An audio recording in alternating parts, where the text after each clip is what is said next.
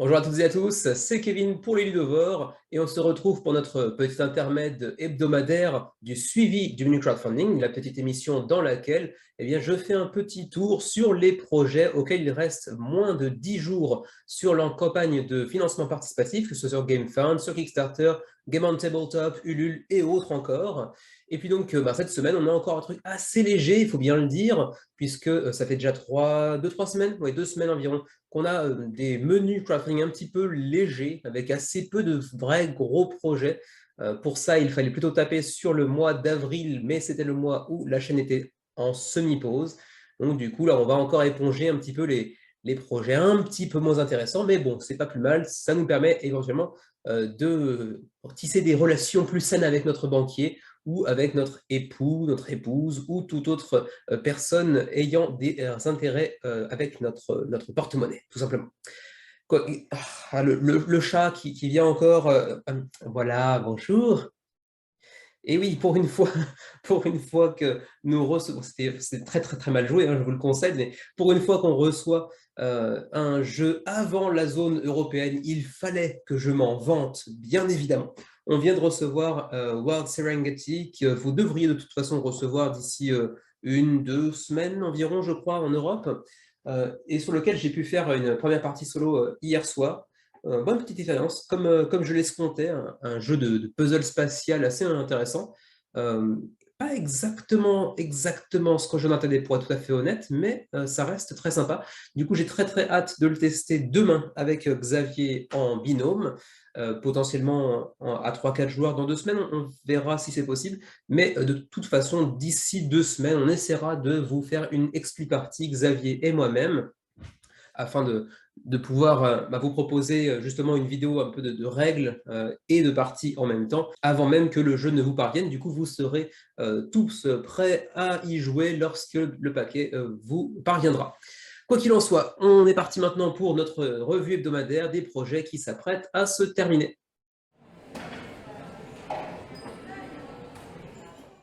Assez peu d'annulations ces dernières semaines. Il en fallait bien une pourtant pour le suivi du menu crowdfunding. Et cette semaine, il s'agit de Creators of the First Dawn, annulé avec 21 contributeurs. C'est pas la joie du côté de chez Creator Board Games. Bon, premier projet, peut-être un peu de manque de communication, il est vrai, parce qu'au demeurant, le jeu n'est pas spécialement l'air plus mauvais qu'un autre, avec en plus des miniatures dans tous les sens, même si c'est vrai, elles n'étaient pas très jolies. Elles faisaient un petit peu penser à des oursons Haribo, il faut bien le dire. Bref, du coup, pour cette première tentative, ils se prennent un petit peu une patate de forain au niveau de la jugulaire. Peut-être qu'on les retrouvera d'ici quelques mois. En attendant, pour l'instant, c'est annulé. On entre maintenant sur les projets qui ne sont pas encore annulés, mais qui, eux, par contre, entament véritablement leurs dernières heures, leurs derniers jours de campagne, en commençant par Minotaur, sur lequel on avait déjà fait un petit point dans le suivi du mini crowdfunding de la semaine dernière. Petit jeu coopératif pour 1 à 4 joueurs avec cette direction artistique très 8 bits, comme on en voit assez fréquemment ces dernières années. Est-ce que vous serez séduit ou non par justement cet aspect un petit peu rétro gaming ou non? Petit dungeon crawler, on va dire, hein, très simplifié, pour 1 à 4 joueurs en coop, pour des parties de 45 minutes. Pourquoi pas? Vous me direz ce que vous en pensez. En tout cas, le projet est financé avec 185 backers et il restera donc environ 4-5 heures lorsque vous verrez cette vidéo, peut-être même un petit peu moins, peut-être même 1 ou 2 heures après tout, 1 ou 2 heures à mon avis, puisqu'il est un petit peu tôt. Bref, quoi qu'il en soit, il restera très très peu de temps. Donc si vous voyez cette vidéo juste après qu'elle soit publiée, qu'elle ait été publiée, pardon, qu'elle ait été publiée, eh bien, orientez-vous très rapidement sur GameFound si vous êtes intéressé, parce qu'il restera très très peu de temps. Présenté dans le menu crowdfunding du 8 mai dernier, pour ceux qui s'intéresseraient à la présentation avec un petit peu de gameplay, pour en savoir un petit peu plus concernant Kingdom Builder, et bien justement, Kingdom Builder atteint les dernières heures de sa campagne, puisqu'on est à 32 heures actuellement, soit environ 5-6 heures lorsque vous verrez cette vidéo, j'imagine. On est à 823 contributeurs, ce qui n'est pas si mal pour un jeu qui est en plus assez cher, même si vous avez l'option de prendre uniquement le matériel upgradé pour ceux qui auraient déjà le jeu d'origine.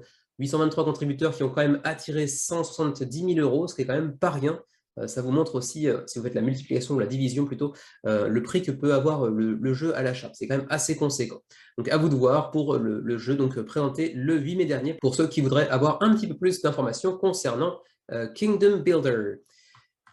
Pas de stretch goals, d'ailleurs si je me souviens bien, allons voir quand même rapidement par acquis de conscience, mais il me semble qu'il n'y avait pas de stretch goals, ce qui me permettra de passer rapidement à autre chose. Et effectivement, alors on peut voir un petit peu les différentes miniatures qui composeront nos potentiels villages, mais effectivement, non, pas de stretch goals durant cette campagne, donc c'est à peu près tout pour Kingdom Builder. À vous de voir si cette Empire édition vous satisfera, vous séduira, mais attention, elle coûte encore très très cher. Il reste très peu de temps pour prendre une décision. On en avait parlé également dans le suivi du menu crafting de la semaine dernière. Dino Dodge, Survival of the Fittest, a financé 227 contributeurs à 60 heures de la fin de la campagne, soit environ 35 heures lorsque vous verrez cette vidéo. Ça a financé avec le double du seuil de financement requis, mais pour autant, bon, ça reste un truc très très familial, mais pas en version française, donc c'est toujours un petit peu le cul entre deux chaises, pour ceux qui ne seraient pas anglophones ou dont les enfants ne seraient pas anglophones, a priori, c'est le cas de la majorité, j'imagine. C'est toujours un petit peu délicat de présenter un jeu familial qui n'est pas forcément adapté à nos familles francophones. Quoi qu'il en soit, Dino Dodge, si vous êtes intéressé par le jeu et son design un petit peu mignonnet, avec des dinosaures qui ne semblent pas prêts à nous sauter à la gorge, ça peut être l'occasion, mais attention, vous allez prendre des météorites au coin de la mâchoire, donc c'est pas forcément hyper friendly au demeurant. 227 contributeurs à environ 35 heures de la fin de la campagne quand vous verrez cette vidéo. Fliptown fait partie de ces projets qui sont passés un petit peu dans le mois de pause de la chaîne et du coup je ne l'ai pas présenté et pourtant c'est un des jeux particulièrement intéressants de ces derniers mois, encore actif actuellement, puisqu'il reste 3 jours, donc 2 lorsque vous verrez cette vidéo avant la fin de la campagne, pour 2500 contributeurs, 66 000 € d'engrangés pour un Roll and Write, donc un petit jeu pas très cher, c'est déjà pas si mal, et en plus de ça, je l'avais déjà dit précédemment, il possède une version française, et quand je dis précédemment, ce n'était pas aujourd'hui, mais la semaine dernière, par Backbone Games, si je me souviens bien. Vous pourrez aller checker la page, tout en bas de la page, vous avez une mention concernant la version française. Très très beau résultat pour Right Stuff Games, dont c'est le premier projet. Je rappelle aussi, comme la semaine dernière, que c'est le nouvel éditeur, la nouvelle boîte d'édition de Steven Aramini, qui est un auteur assez prolixe, puisqu'il a notamment designé, conçu Sprawlopolis, Circle the Wagons, qui sont deux des jeux les plus, comment dirais-je, les plus populaires et les plus reconnus de ce petit éditeur dont on parle souvent sur la chaîne, à savoir Button Shy Games, les petits jeux en format portefeuille. Et donc, il nous revient aujourd'hui avec un petit Roll and Write dans un monde de western, donc l'Amérique du Far West de la fin du 19e, début du 20e siècle. Donc, Fliptown devrait être assez intéressant, 30 à 45 minutes pour 1 à 4 joueurs, avec un design assez sympa, des cartes de poker qui entrent pleinement dans le gameplay.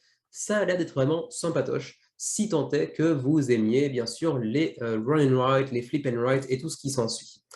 En tout cas, moi, il m'intéresse bien, mais de là le baquet, peut-être pas quand même. Donc vous verrez pour Fliptown ce que ça vous dit, éventuellement, le jeu étant quand même relativement abordable et étant doté d'une version française, ça pourrait être un futur classique du Flip and Write, mais encore faut-il que vous vous y intéressiez. Age of Steam, de son côté, continue à bénéficier d'une belle traction. Traction, machine à vapeur, fun, pas fun? Non, pas très fun, j'avoue. 2317 contributeurs à 3 jours de la fin de la campagne, 2 lorsque vous verrez cette vidéo, mais malgré tout, 243 000, 244 000, même si j'arrondis, euros d'engrangés pour ces 2 nouvelles extensions à un jeu désormais classique, qui est donc Age of Steam. J'en parlais également ces derniers jours. Si je me souviens bien, c'était dans le menu du 8 mai dernier également que je vous parlais de Age of Steam et de ces 2 nouvelles extensions qui vous ajoutent donc de nouvelles cartes, de nouvelles villes, bien entendu, y compris Osaka, parce que bon, voilà, fierté, pas japonaise, mais bon, presque. Donc, vous l'avez ici, Osaka, mais vous aurez aussi donc, le sud asiatique, le sud chinois plutôt, mais également le Berlin des années 90 du 19e siècle, le Texas, l'Oklahoma et d'autres cartes encore.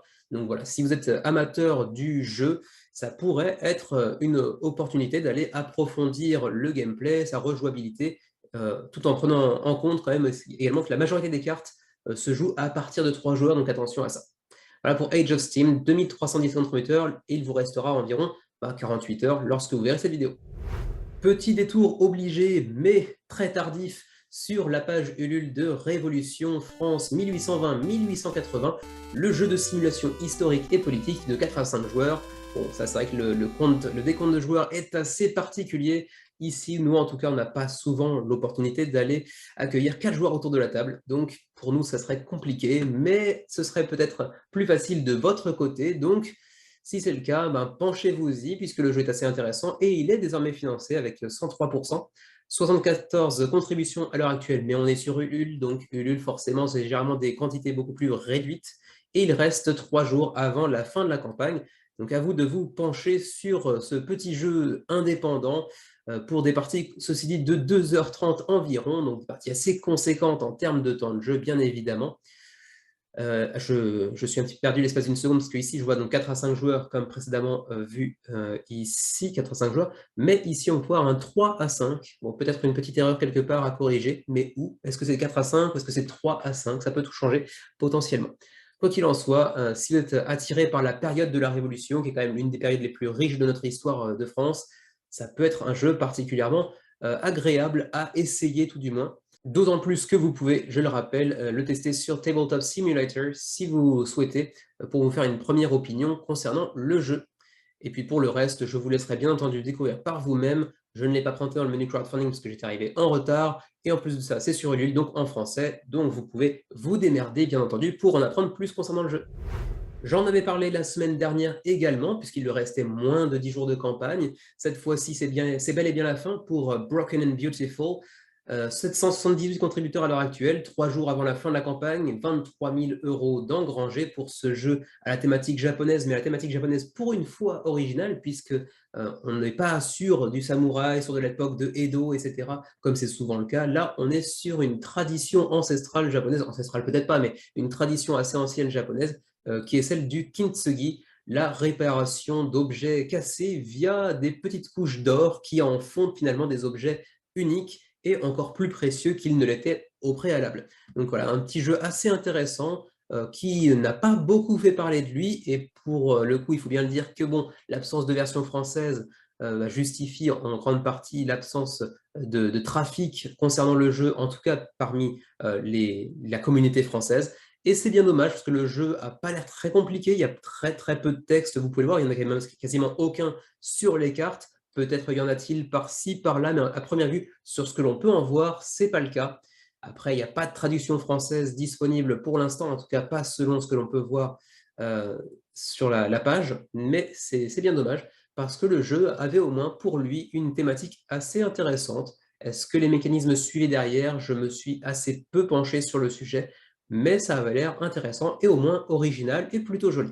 Voilà pour Broken and Beautiful, qui cette fois-ci disparaîtra. Il fera sa dernière apparition aujourd'hui sur le menu crowdfunding, puisqu'il reste donc 3 jours lorsque la vidéo sera publiée.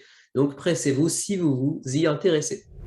C'est désormais une habitude pour les jeux de Barton Shy Games, à peine présentés dans le menu crowdfunding, font-ils déjà leur apparition dans le suivi, dans leur dernière semaine d'ailleurs de campagne, quelques jours plus tard, puisque les campagnes de Barton Shy Games sont toujours très courtes, généralement environ 10 jours. C'était le cas encore pour Battle Crest, donc je vous renvoie bien évidemment vers le menu crowdfunding du 15 mai dernier pour en apprendre plus sur ce jeu de confrontation de 1 à 4 joueurs, enfin 1 à 2 joueurs plus 3 à 4 joueurs si vous avez également les extensions qui sont fournies durant la campagne, mais principalement 1 à 2 joueurs pour l'instant en tout cas, dans lequel vous allez vous affronter donc avec différents personnages asymétriques au sein d'une planète qui sera différemment composée à chaque partie. Vous voyez ici les 4 cartes de planètes que vous voyez ici qui seront agencées différemment d'une partie à l'autre, et donc chacun des joueurs va posséder un personnage, son arme, ses points de vie respectifs, ses capacités particulières,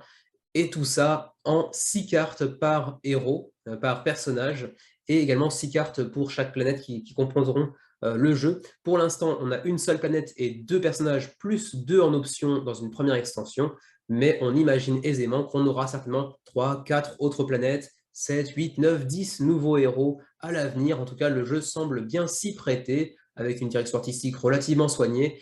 Et encore une fois, avec Battle Chain Games, eh bien, ils font parler la poudre. 2700 contributeurs à peu près à 4 jours de la fin de la campagne pour ce nouveau projet assez atypique, qui en plus, j'avais oublié de le mentionner lors de la présentation du 15 mai dernier, est réalisé par l'œuvre de Dustin Dobson, qui n'est autre que le créateur de Scrolls of Sedlec, qui est un de nos jeux que vous retrouvez chaque mois dans le patron de l'édition, dans notre bilan ludique mensuel, en collaboration ici avec Milan Zivkovic, que lui, en revanche, je ne connais pas.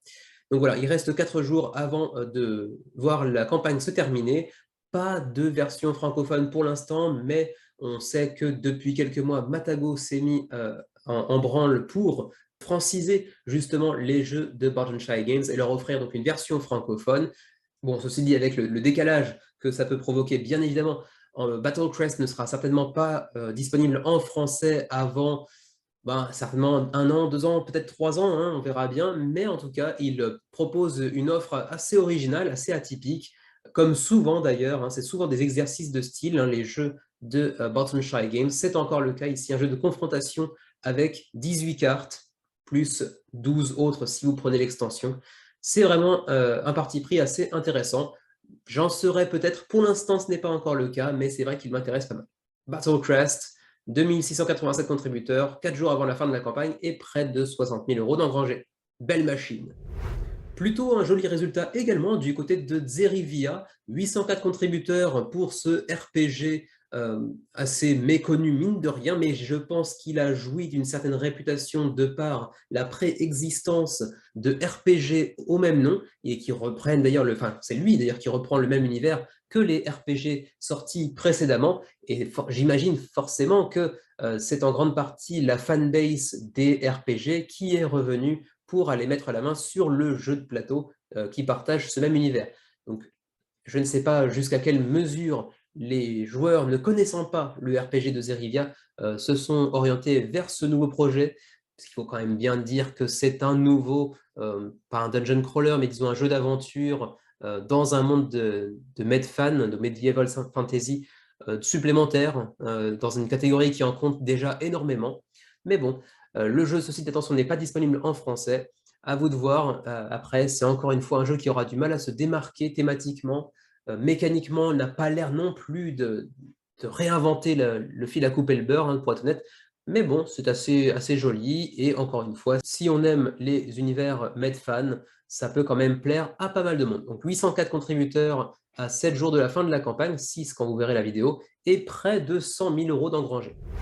Pokémon, dites-vous? Non, Spirit Duels, mais c'est pas loin. Un petit jeu compétitif à base de cartes dans lequel vous êtes amené à faire évoluer différentes créatures dans des combats hautement tactiques. Ça vous rappelle quelque chose? Oui, forcément, je pense que c'est un petit peu voulu, mais bon, on ne joue pas avec la licence de Pokémon comme on veut. 7 jours avant la fin de la campagne, 310 contributeurs d'ores et déjà, avec près de 20 000 € d'engrangés, c'est pas si mal pour ce premier projet de Daniel Miller, qui nous vient de Smith Station. Aucune idée de là où ça peut se situer. Alabama, d'accord. Alabama, donc aux États-Unis. Et donc voilà, vous avez un aperçu de ces fameux Pokémon qui n'en ont pas le nom.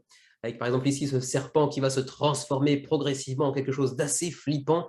L'escargot beaucoup moins flippant, il faut bien le dire. Mais bon, chacun de ces petits monstres, qui sont en fait souvent des insectes ou des animaux de la vie réelle, un petit peu moins du coup inspirés que Pokémon ne pouvaient l'être, vous allez les faire évoluer au fur et à mesure de la partie et les faire se combattre les uns avec les autres sur des parties de 30 à 60 minutes pour des duels, hein, comme le nom l'indique, pour 2 joueurs donc forcément.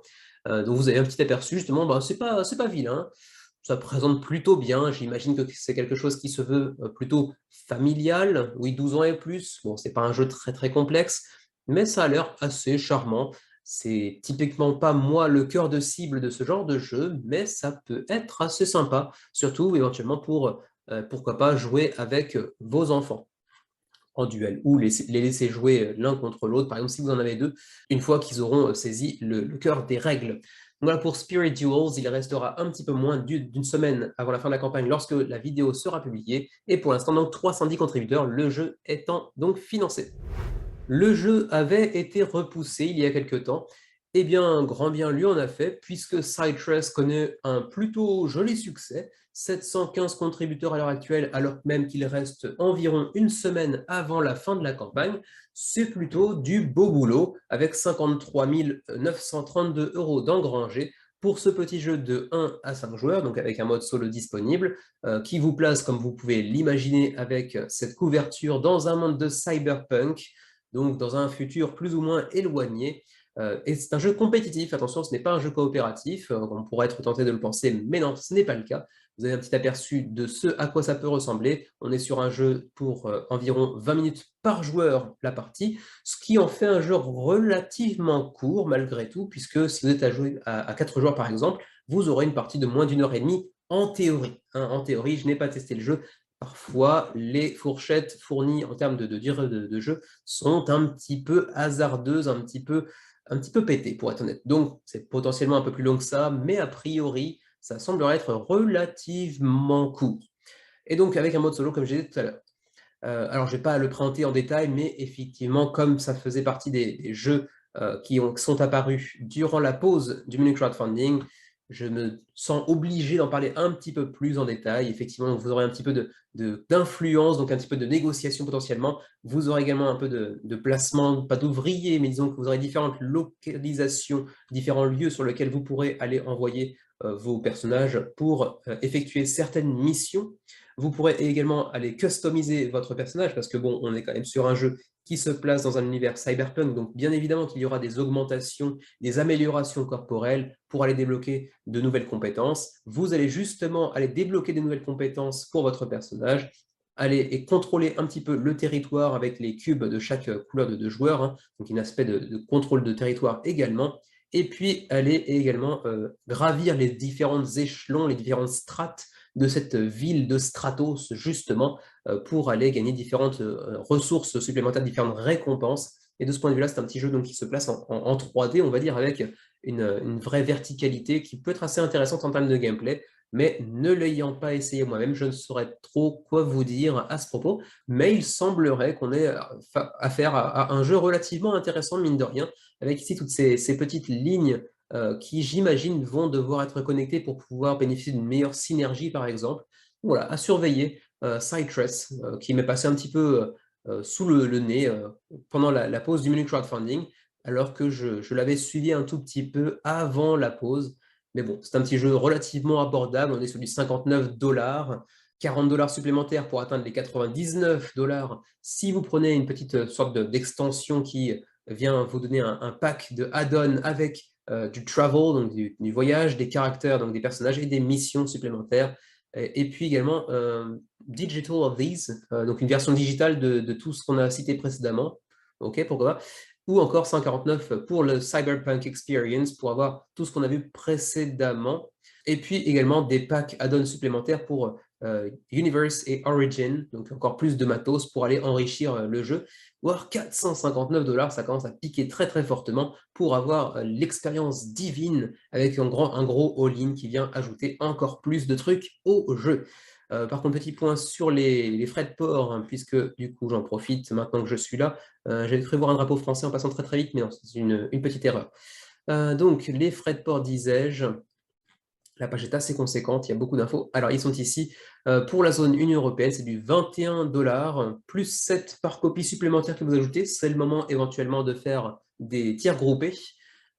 Plus 1 $ supplémentaire par add-on également. Et j'ai l'impression que les pledges de niveau supplémentaire avec des petits packs eh bien, viennent simplement s'ajouter ici, peut-être avec le 1 $ de plus par add-on, j'imagine. En tout cas, bon, les frais de port ne sont pas donnés. Mais si vous réussissez à faire un tiers groupé avec des amis autour de vous, ça peut éventuellement valoir le coup. Voilà pour Cytress, ça ressemblait plus à une présentation d'un menu crowdfunding qu'à un suivi, mais bon, le projet marche plutôt bien, il a l'air relativement intéressant, même si l'absence de version française, j'imagine, fait qu'on a assez peu de backers. Oui, 13 backers français, c'est assez peu. 600 Belgique, sont-ils francophones ou pas, c'est une autre histoire. Mais bon, c'est vrai que ça ne fait pas un gros boom sur les réseaux français, francophones tout du moins, mais ça a l'air relativement intéressant si tant est qu'on s'intéresse à l'univers cyberpunk. Voilà pour Cytress, 715 contributeurs à une semaine de la fin de la campagne. Jeu que je n'ai absolument pas suivi, mais bon, il existe et il lui reste moins d'une semaine de campagne, donc j'en parle. Il s'agit de IT Startup Office Lockdown, 280 contributeurs à 7 jours de la fin de la campagne, et on est sur un jeu qui a beaucoup d'humour et de, comment dirais-je, de jeux de mots sur la profession de informaticien, développeur informatique, etc. Mais tout est en anglais, donc si vous n'êtes pas anglophone, ça risque de faire pchit, malheureusement, ou heureusement d'ailleurs, ça vous évitera d'avoir à mettre la main dessus. Mais en tout cas, c'est vrai que c'est un jeu qui, en plus de ça, possède une direction artistique assez soignée, assez personnelle, qui lui est propre, très orientée noir et blanc, avec la couleur rouge uniquement qui ressort.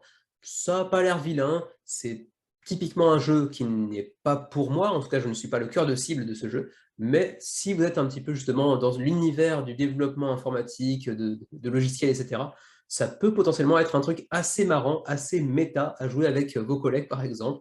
Bon, à voir. De mon côté, je ne pense pas passer plus de temps que ça pour IT Startup, mais il reste une semaine pour ceux qui voudraient s'y intéresser. Attention, en anglais uniquement. Mais bon, vous êtes prévenus.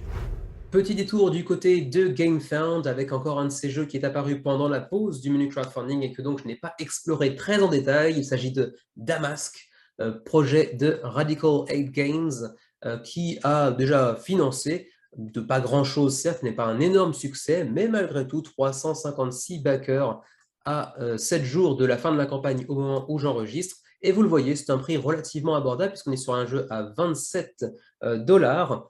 27 livres, pardon, 27 livres, ce qui fait un peu plus en euros que ça. 27 livres, ça nous fait environ du 32-35 euros, j'imagine, alors que le jeu sera un petit peu plus cher, donc 40 livres une fois qu'il atteindra les boutiques, pour des parties de 15 minutes par joueur, donc potentiellement jusqu'à 1 heure, puisque c'est un jeu qui se joue de 1 à 4 joueurs, pour un jeu de set collection, dans lequel on va essayer de collectionner différentes ressources via l'espèce de rondelle que vous voyez ici avec les différents cubes de couleurs que l'on pourra aller poser sur différentes cartes qui se trouveront devant quand même notre comment dire, c'est pas un paravent, mais ce qui peut y ressembler en tout cas.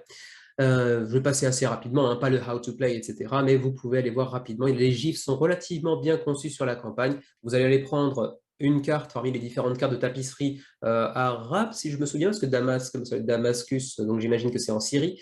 Ensuite, vous allez prendre des petits cubes de soie pour aller compléter justement certaines de ces cartes pour pouvoir ensuite scorer des points. Vous pourrez aussi aller prendre les cubes en surplus sur les plateaux de vos adversaires, donc ils en bénéficieront, mais vous aussi, donc il y aura ce petit mécanisme qui vous incitera à faire attention à ce qu'ont vos adversaires, mais sans vouloir trop leur donner non plus, j'imagine, de bonus en allant prendre leurs ressources un petit peu à la façon de Brass, par exemple. Et puis donc ensuite, vous allez eh bien, essayer de scorer justement certaines de ces tapisseries pour gagner des points de victoire. Voilà, pour ce qui est de Damas, que je ne vais pas rentrer dans les détails. Petit jeu relativement abordable qui nous vient d'Angleterre et de Radical 8 Games. Le projet est largement financé, enfin largement, en tout cas, il est financé. Et d'ici une semaine, je le vois bien atteindre environ 500 contributeurs. Donc ça en fait un jeu qui sera certainement pas si facile que ça à dénicher en boutique une fois que la campagne sera terminée. Donc à vous de voir si ce jeu de set collection peut vous intéresser. Grand classique du jeu d'enchères, Ra est de retour avec une nouvelle édition par 25th Century Games. Je l'ai présenté dans le menu crowdfunding du 8 mai dernier pour ceux qui voudraient en apprendre un petit peu plus sur ce jeu, mais au final ça reste un jeu qui est quand même parmi les classiques de Rainer Knizia, lui-même auteur classique parmi les classiques. Donc voilà, si vous êtes amateur de jeux d'enchères, Ra est souvent présenté comme étant l'un des meilleurs jeux d'enchères sur le marché. Même pas de jeu de mots intentionnel pour le coup, mais bon, ça passe. Donc à vous de voir si ce jeu pourrait vous intéresser, sachant qu'il est à 40 dollars actuellement, 50 lorsqu'il atteindra les boutiques, mais finalement 50 c'est quand même, c'est quand même plus intéressant puisque ça vous fait économiser les frais de port. Donc autant attendre le jeu et sa sortie en magasin. En tout cas, pour ce qui est de la version boutique. Après, si vous voulez la version upgradée de la mort qui tue avec du matos en bois, du plus bel effet et également des petites tablettes en métal pour les comptages de points. Là, par contre, vous pouvez vous orienter vers cette version qui est une GameFound Exclusive, donc une exclusivité de GameFound sur cette campagne, mais par contre, ça vient doubler le prix. Donc, est-ce que vous êtes prêt à mettre 80 dollars plus les frais de port, éventuellement la TVA également, sur un petit jeu d'enchères de 45 minutes, faut vraiment être très très fan. Mais d'un autre côté, si vous ne le prenez pas sur cette édition collector Game Found Exclusive, autant attendre la sortie en magasin. Quoi qu'il en soit, le jeu fait parler la poudre, puisqu'on est à 4800 backers et 353 000 $ d'engrangés, alors qu'il reste à l'heure actuelle un peu plus d'une semaine de campagne. Donc c'est un gros succès pour Ra. Mais bon, on parle ici d'un classique de Reiner Knizia, donc évidemment que ça allait attirer pas mal de monde, d'autant plus qu'il était en rupture de stock déjà depuis quelques temps. Voilà pour Ra. À vous de voir si cette nouvelle édition, cette nouvelle mouture du jeu d'enchères pourra vous séduire. Il reste en tout cas 7 jours lorsque vous verrez cette vidéo en ligne avant la fin de la campagne. On continue avec All Time Wrestling, un jeu sur le catch américain, ou pas seulement américain d'ailleurs, puisqu'on voit ici André the Giant, qui était un catcheur français, si mes souvenirs sont bons, moi qui n'y connais rien en catch, mais par contre, Xavier connaît bien le catch, lui par contre. Pas pour l'avoir pratiqué, hein, vous pouvez l'imaginer, mais par contre, c'est un fin connaisseur du monde du catch, et je pense que forcément ce jeu l'intéressera un petit peu, mais les frais de port sont pas très friendly envers le Japon ou les personnes y résidant. Quoi qu'il en soit, jeu sur le catch avec différentes légendes, vous l'aurez compris avec André the Giant ici, différentes légendes de l'univers du catch américain, certaines un petit peu modifiées comme vous allez le voir, mais bon, pourquoi pas prendre certaines libertés par rapport à la réalité, après tout. Donc voilà, en gros, un petit jeu sur le catch, donc avec différents catcheurs de renom, Kurt Angle, André the Giant, donc The Macho Man, Randy Savage, etc. Je dis ça comme si je connaissais, alors que les trois quarts, je ne les connais pas du tout, ne m'étant jamais vraiment intéressé au jeu, enfin au catch, pardon, au sport qu'est le catch. Oda Tsurugi, d'accord, un catcheur japonais, cyborg. Est-ce que lui, par contre, serait un peu fictif? J'ai l'impression, parce que là, un cyborg, c'est un peu pété quand même. Quoi qu'il en soit, vous pourrez aller découvrir le jeu par vous-même. Il reste un peu plus d'une semaine pour se pencher sur son sujet, mais malheureusement, pas de version française disponible pour le moment en tout cas. Évidemment, vous allez attaquer vos adversaires, vous allez leur mettre des grosses beignes dans la tronche. Y aura-t-il de la simulation? Parce qu'après tout, le catch reste un sport de simulation, un sport scénarisé. Là-dessus, je ne sais pas, je pense que c'est un jeu de combat comme tous les autres, mais dans un univers assez particulier que celui du catch. Donc ça a l'air d'être assez intéressant, le matériel est pas dégueulasse, hein, très honnêtement, même si on aurait forcément espéré sur ici ces cases du double épaisseur, hein, du plateau double épaisseur, pour que les cubes ne virevoltent pas un peu partout, surtout dans un jeu aussi mouvementé. Mais ceci dit, la DA est relativement soignée, on a l'air d'avoir un matériel plutôt pas mal foutu. Donc après tout, si vous êtes amateur de catch, ce qui n'est pas mon cas, ça peut être assez sympa, d'autant plus que vous le voyez, le jeu n'est pas très cher, on est sur du 29 $ pour l'édition de base, c'est quand même pas très cher. Bon, le matériel n'est pas non plus complètement fou, hein, vous allez voir, hein, c'est quand même relativement simple. 54 $ pour la version Kickstarter Legends Edition, qui vous permet d'avoir deux nouveaux lutteurs créés pour l'occasion, qui ne sont pas présents dans l'édition de base. Et ces deux nouveaux personnages qui seront disponibles uniquement dans cette version seront donc Macho Man Randy Savage et André the Giant, qui était un catcheur français. Ouais, c'est vrai que c'est intéressant, si vous êtes amateur de catch, de prendre le personnage français du jeu. Bref, quoi qu'il en soit, ça fera quand même pas mal monter la facture, puisqu'on est sur du 54 contre 29, seulement pour deux nouveaux personnages. La différence était quand même assez significative. Sinon, 67 $ pour Double Trouble, qui vous permettra d'avoir, j'imagine, deux copies du jeu, peut-être? Ah non, c'est pas deux copies du jeu, c'est une copie du jeu, mais avec une sorte d'extension qui vous permet de jouer jusqu'à 4 joueurs en tag team, donc en match par équipe, avec un catcheur sur le ring et l'autre qui attend derrière les cordes, de pouvoir le relayer, par exemple. Donc avec un petit peu plus de nouveauté gameplay, un petit peu plus de profondeur et de rejouabilité, et puis cette capacité de pouvoir jouer en 2 contre 2 qui doit être assez jouissive dans ce genre de jeu à mon avis.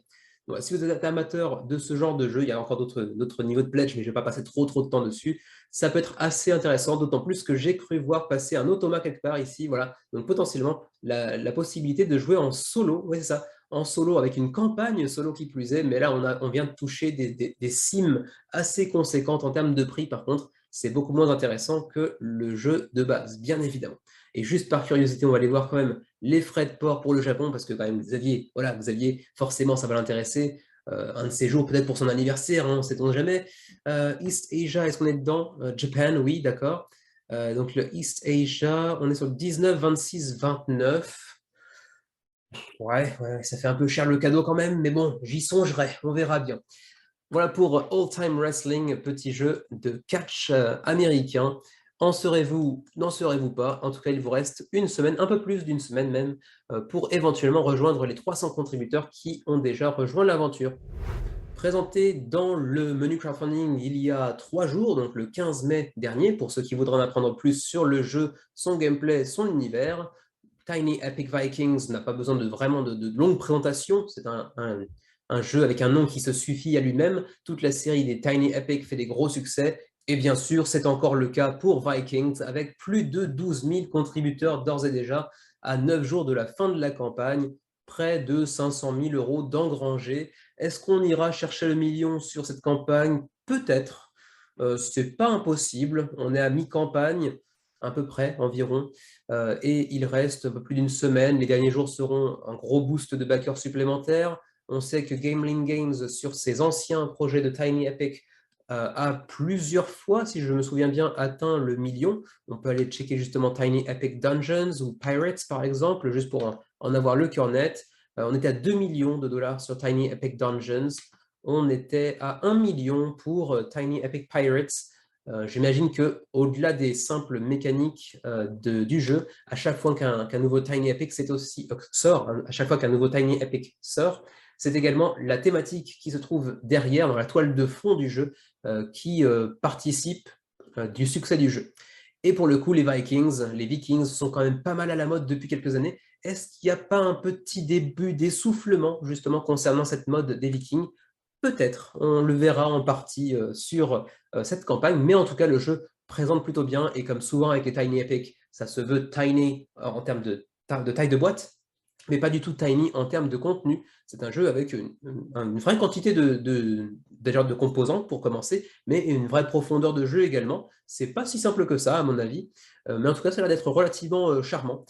J'ai encore jamais backé de Tiny Epic. Xavier en a 4 ou 5, je crois d'ailleurs. On a pu en tester 2. Ils n'ont pas laissé de souvenirs immémoriaux, impérissables. J'ai l'impression que ce sont des bons jeux, transportables et donc assez fun, mais pas forcément non plus des incontournables. Et en plus de ça, les frais de port pour chez nous, pour Vikings, sont particulièrement salés là encore. Donc voilà, je ne passe pas plus de temps là-dessus, puisque de toute façon, vous aviez la présentation du jeu dans le menu crowdfunding du 15 mai dernier. Mais en tout cas, gros succès. Là encore, ils font bien parler la poudre. C'est une belle mécanique. Tiny Epic Vikings, ça marche toujours très bien. C'est très bien rodé. On continue avec Through Ice and Snow, qui potentiellement, s'il était apparu après ou avant la pause du menu crowdfunding, aurait potentiellement, je le rappelle encore une fois, pu faire partie de mes coups de cœur de la semaine. Through Ice and Snow, c'est vraiment un projet qui me charme pas mal. Pour l'instant, vous le voyez, je n'ai pas encore backé, mais je le surveille de très près. Il a quand même fait un très beau succès, 2575 contributeurs à 9 jours de la fin de la campagne pour Two Tomatoes. C'est quand même un très joli résultat, puisque généralement, les projets de cet éditeur barcelonais ne dépassent que rarement les 2000. On va le voir un peu rapidement. Hein. Peak Oil a fait 1400. On avait fait quoi ensuite? 600, 650, 700, 609. Ouais, ça dépasse même rarement les 1000, à vrai dire. Et Through Ice and Snow a déjà explosé les records de cet éditeur avec un univers qui lui est vraiment propre, hein, le Grand Nord, 19e siècle, lors de comment dirais-je, la tentative de découverte du grand passage vers le nord-ouest, donc vers l'Alaska, etc., avec tout ce que ça peut englober, bien évidemment, de thématiques avec la banquise, les Esquimaux, tout ça, avec un petit côté survie, mais également de semi-coopération, pourrait-on dire. C'est également le petit jeu coup de cœur de Dylan, si tu nous regardes, hein, de la chaîne suisse Les Hauts Plateaux, si je me souviens bien du nom. J'espère ne pas avoir fait une gaffe, mais bon, tu me le diras en commentaire si c'est le cas.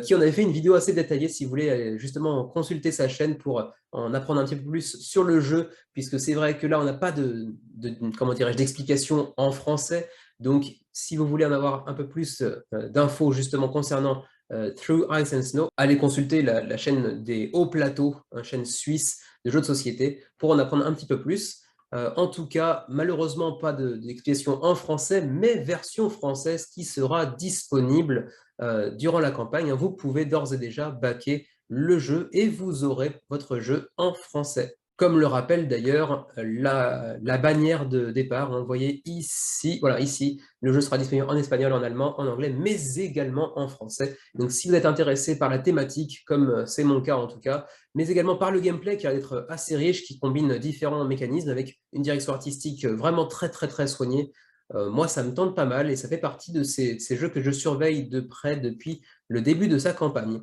Quoi qu'il en soit, voilà pour Through Ice and Snow, je regardais juste par curiosité pour me rappeler un petit peu des frais de port pour le Japon, parce qu'ils m'intéressent quand même pas mal pour être honnête. Les frais de port pour Asia, c'est 20 €, 25 avec l'extension, c'est pas complètement rocambolesque.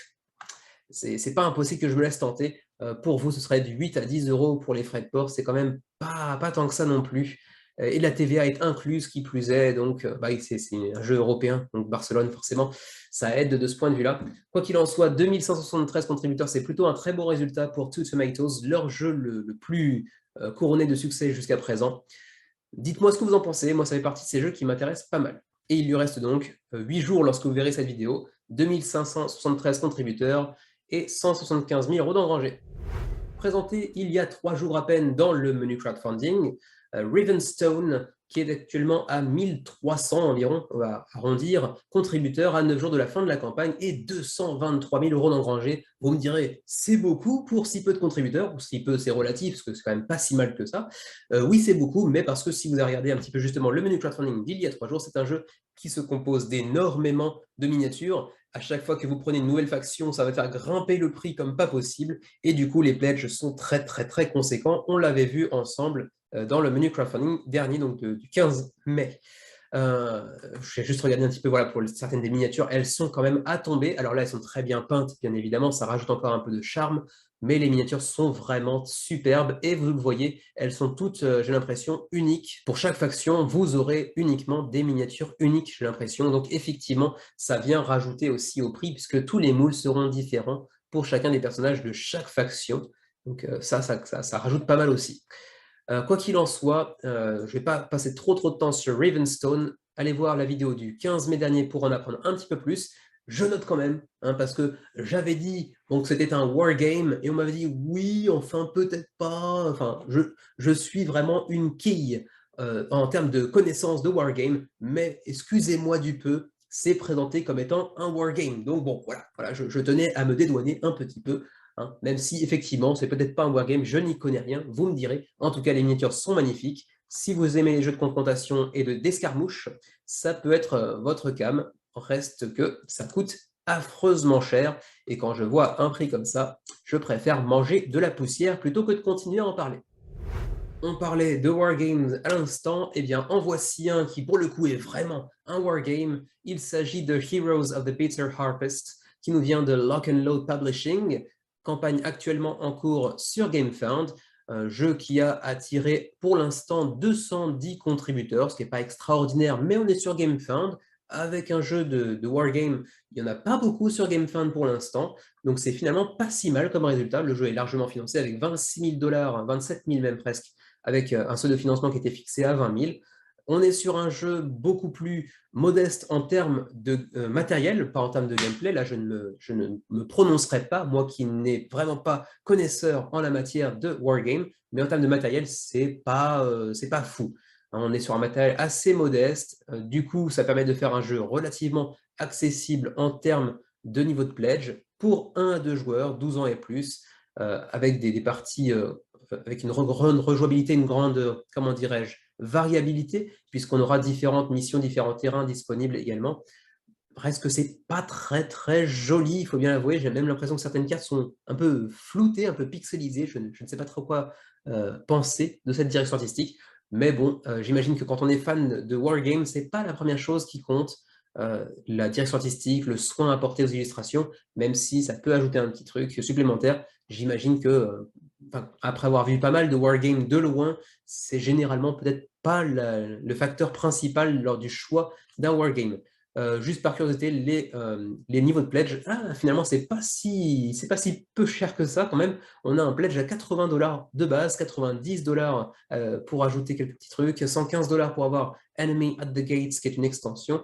Non, c'est pas si peu cher que ça. En tout cas, projet pas disponible en version française pour le moment, en tout cas.